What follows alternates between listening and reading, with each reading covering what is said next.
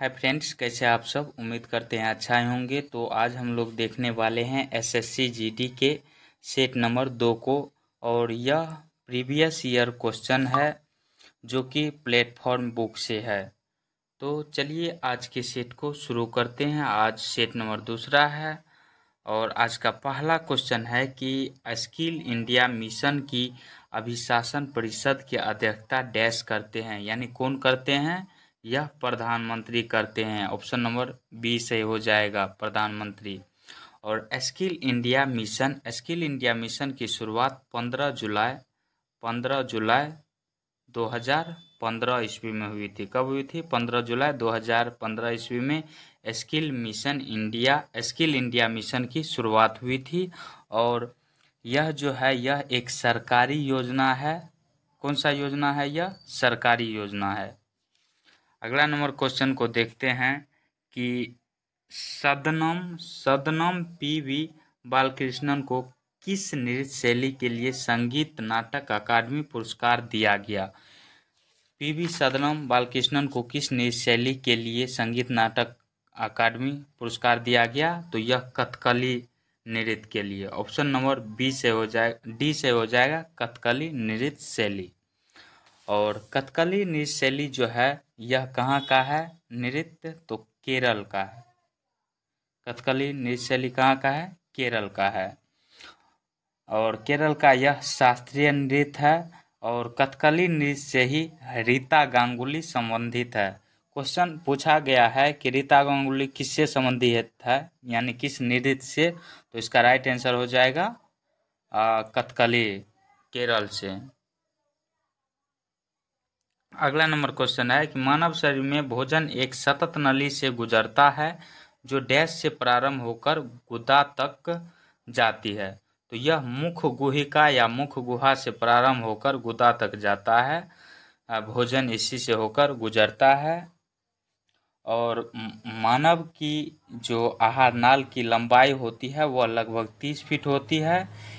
इस 30 फीटों में जो है मुख गुहा, गरसनी, ग्रासनली, अमाशय, छोटी आंत, बड़ी आंत सभी शामिल होते हैं 30 फीट में।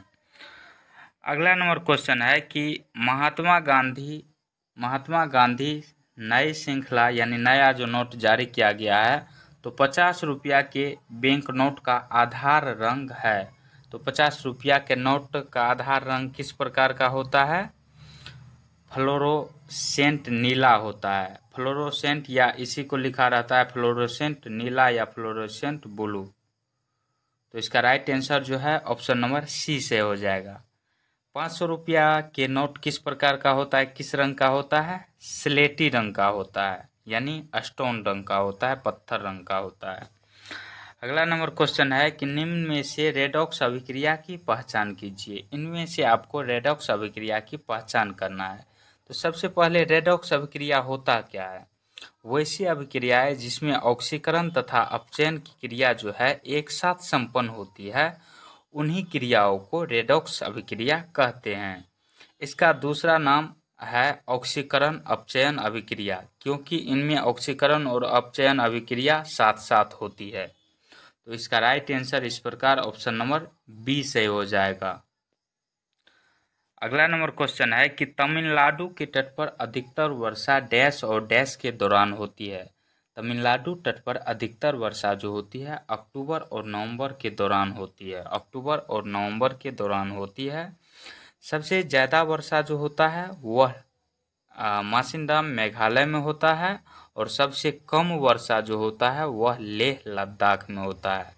और तमिलनाडु के तट पर जो अधिकतर वर्षा होती है अक्टूबर नवंबर में, यह किसके कारण, कौन से मानसून के कारण होती है? तो उत्तर पूर्वी मानसून के कारण होती है। कौन सी? उत्तर पूर्वी मानसून के कारण होती है। अगला नंबर क्वेश्चन है कि जनगणना 2011 के अनुसार भारत में सर्वाधिक महिला साक्षरता दर वाले राज्य का नाम बताइए। तो 2011 के अनुसार सर्वाधिक महिला साक्षरता दर केरल का है। पुरुष भी पूछता तो केरल ही हो जाता, ओवरऑल पूछता तो भी केरल ही होता। और भारत में सर्वाधिक साक्षरता दर किसका है? वर्तमान में भी केरल का ही है। और 2011 की जनगणना के अनुसार भारत की साक्षरता जो थी वह 74.04% थी, 74.04% थी।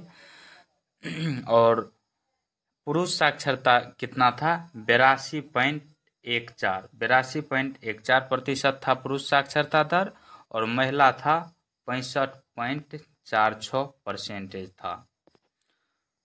अगला नंबर क्वेश्चन है कि निम्नलिखित में से कौन सा मामला आपराधिक कानून नहीं है? आपराधिक कानून नहीं है। सबसे पहले आपराधिक कानून क्या होता है? तो जो लोगों की संपत्ति, स्वास्थ्य, सुरक्षा और कल्याण को खतरे में डालने का नुकसान पहुंचाता है या डालता है, उसे ही आपराधिक मामला कहा जाता है। या हत्या तो आदमी को क्या करता है? कल्याण के लिए खतरा है, चोरी भी खतरा है, दहेज के लिए उत्पीड़न जो है यह भी खतरा है, सुरक्षा में, स्वास्थ्य में यह भी जो है खतरा है। और तलाक का मामला जो है यह आपराधिक कानून नहीं है। आप किसी को तलाक दे सकते हैं, यह किसी प्रकार का आपराधिक कानून नहीं है। और 3 तलाक जो होता है कानून, वह तलाक विद्वत कहा जाता है।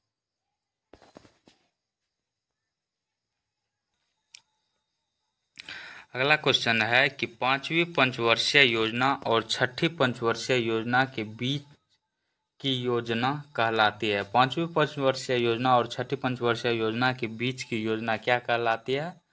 तो रोलिंग योजना कहलाती है। ऑप्शन नंबर सी से हो जाएगा, रोलिंग योजना।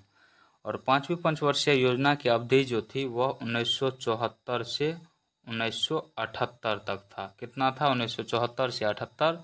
और 6ठी पंचवर्षीय योजना की अवधि जो थी वह 1980 से 1985 था। 1980 से 1985 ईस्वी तक था।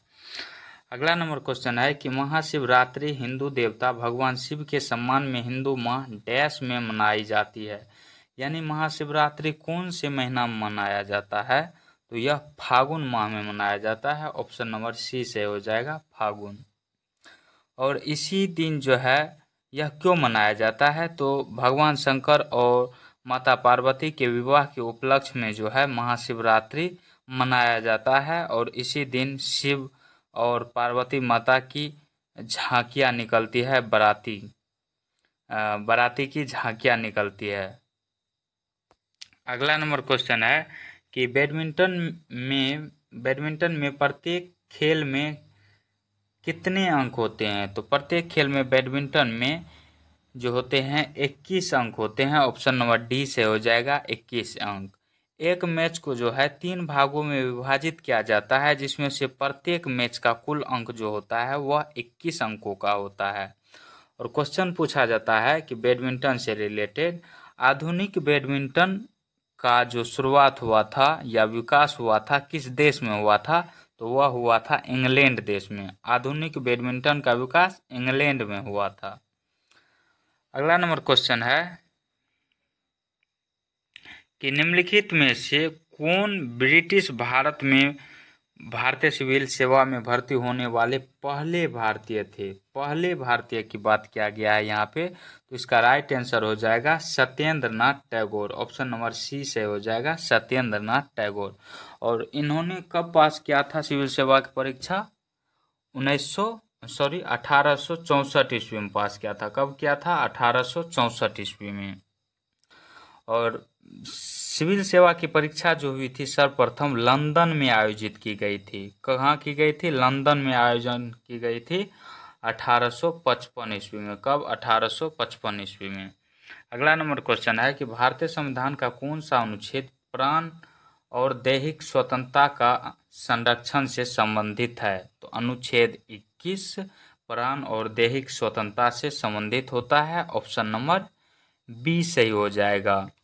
और अनुच्छेद 17 भी काफ़ी इम्पोर्टेंट होता है। अनुच्छेद 17 काफ़ी इम्पोर्टेंट होता है, जो कि अस्पृश्यता या छुआछूत का अंत किया गया है इसी अनुच्छेद के तहत।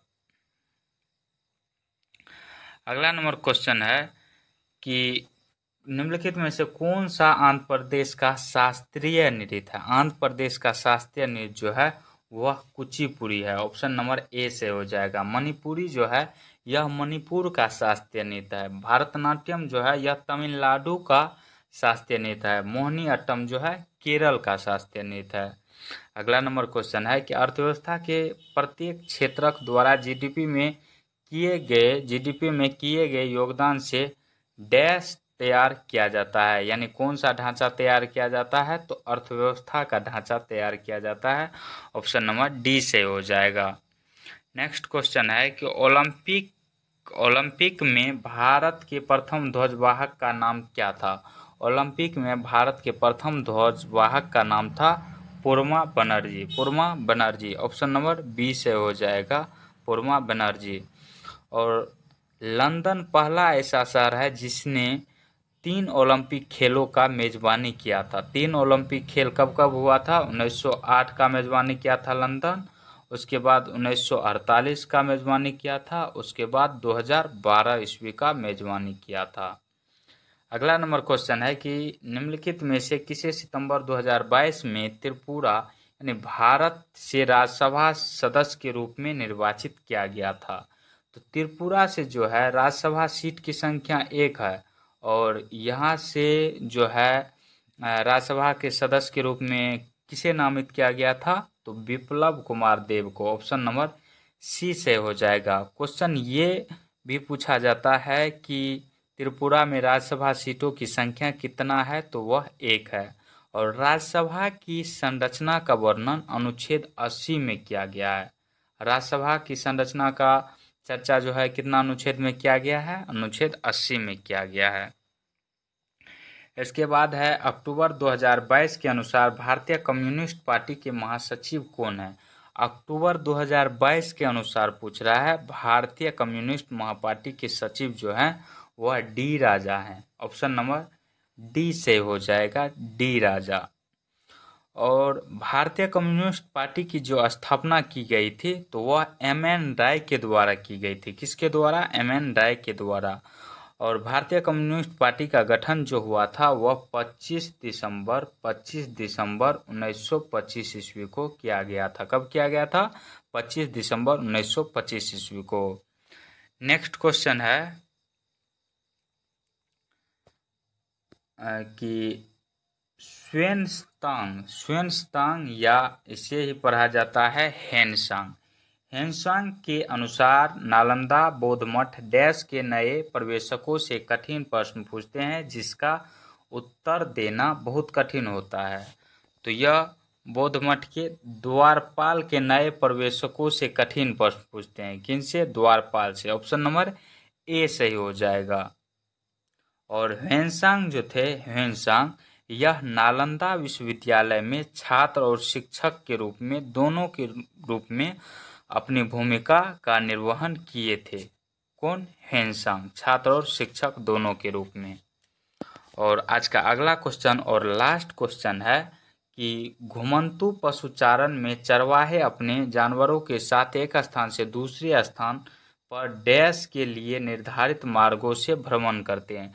तो किसके लिए निर्धारित स्थान मतलब भ्रमण करते हैं? तो यह चारे और पानी के लिए। किसके लिए? चारे और पानी के लिए। ऑप्शन नंबर डी से हो जाएगा, चारे और पानी के लिए। तो आज का वीडियो कैसा लगा कमेंट सेक्शन में ज़रूर बताएं। मिलते हैं नेक्स्ट वीडियो में, तब तक के लिए जय हिंद जय भारत।